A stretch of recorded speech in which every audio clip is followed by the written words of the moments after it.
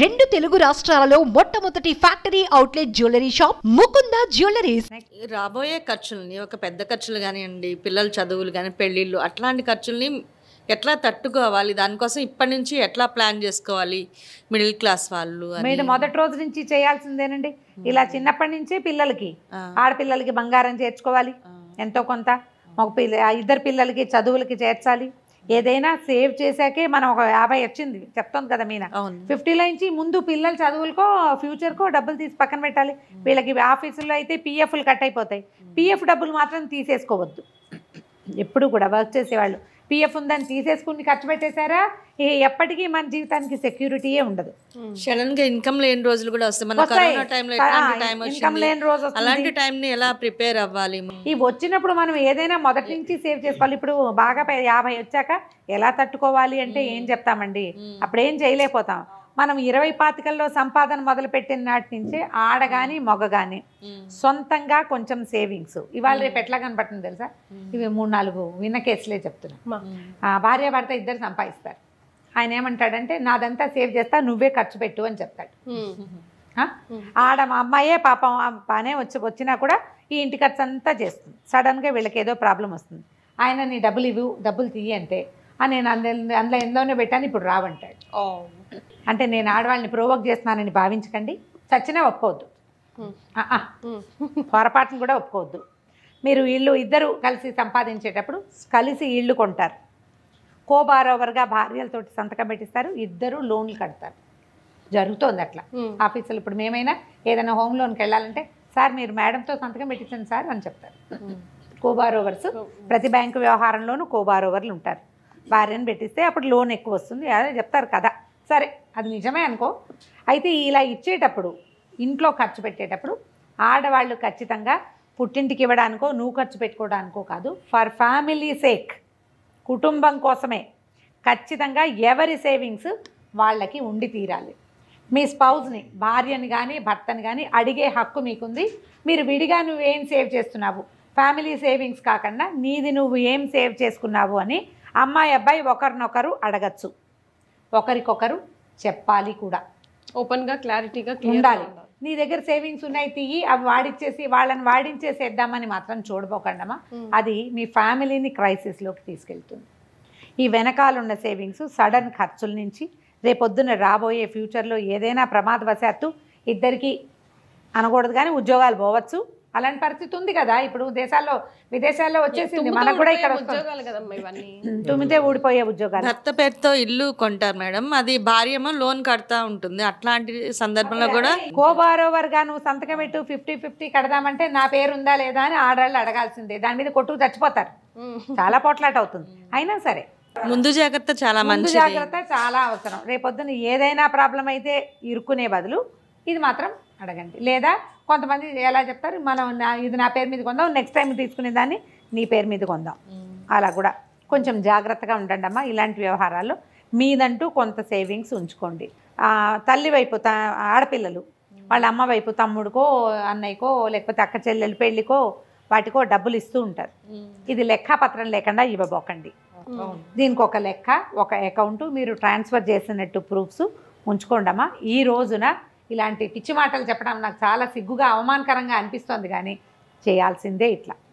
ఏ proofs లేకుండా వేలకు వేలు లక్షలకు లక్షలు పుట్టింటికి ఇచ్చేశారంటే మీ డబ్బు మీకు వెనక్కి రాకపోవచ్చు. అసలు ఇవ్వడం ఎంతవరకు కరెక్ట్ అంటే ఇప్పుడు వాళ్ళిద్దరు చిన్న కుటుంబం అమ్మ, ఒక ఆడపిల్లని బాగా చదివిచ్చారు, ఆ పిల్లకి చదువు వచ్చింది, చదివిచ్చారనుకో, అమ్మాయి మంచి ఉద్యోగంలో ఎక్కింది, ఎంతో కొంత బాధ్యత తీసుకోవాలి కదా. మరి ఇప్పుడు 50% ఆస్తి ఆడపిల్లలకి ఇవ్వాలని మనకు తీసుకొచ్చామా చట్టం, తెచ్చాం కదా.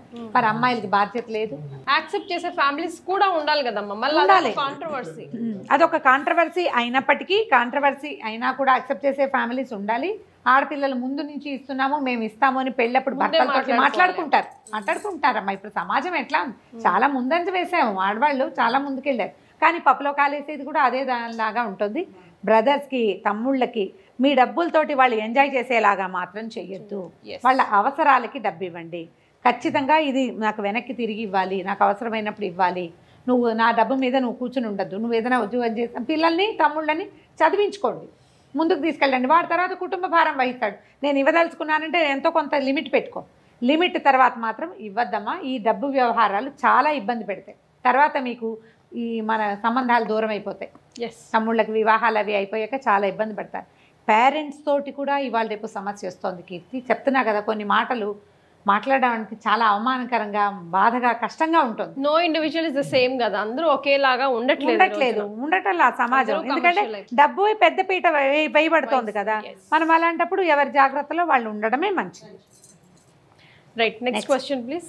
మేడం గారు, సపోజ్ ఎవరన్నా నేను అప్పు తీర్చగలను అనే ధైర్యంతో 50 లక్షల లోన్ తీసుకొని కొన్నాళ్ళు కట్టగలుగుతారు, కానీ తర్వాత కట్టలేకపోవచ్చు.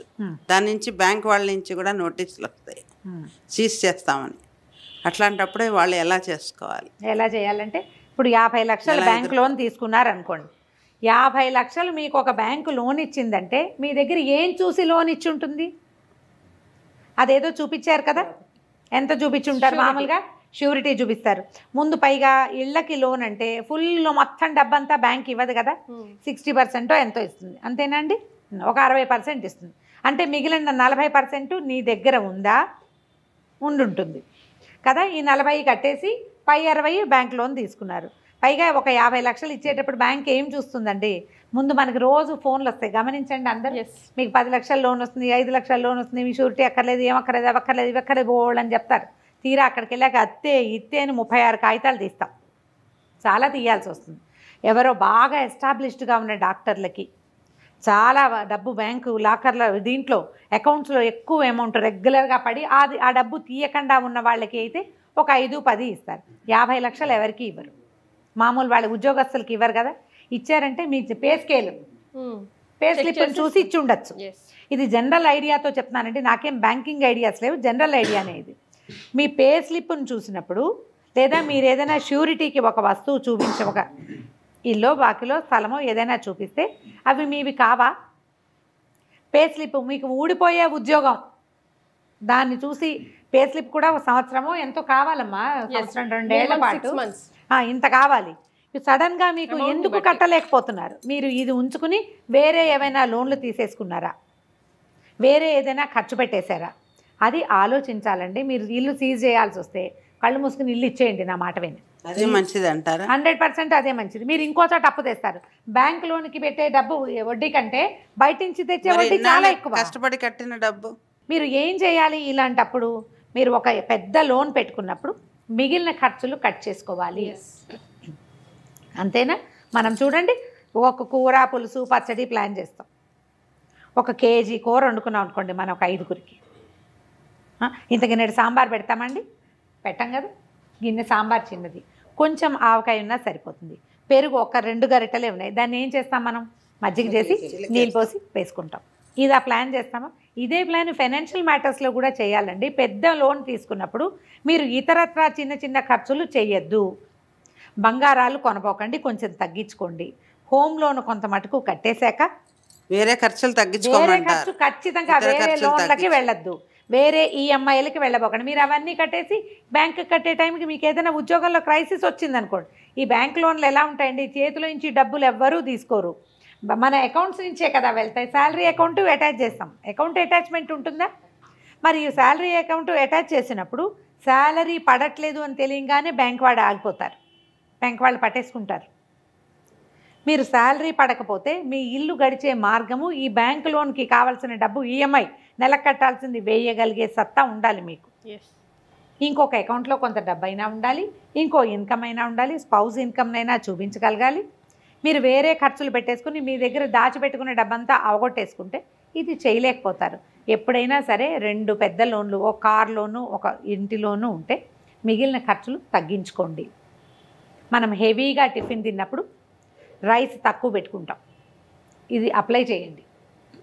అన్నం తక్కువ తింటాం, లేదా పొద్దుటిది మానేసి మధ్యాహ్నం బ్రంచే చేస్తాము, బ్రేక్ఫాస్ట్ మానేసి. అవి ఎట్లా ప్లాన్ చేస్తామండి? అంత చిన్న ప్లానింగే ఇంత పెద్ద విషయంలో కూడా చేయొచ్చు.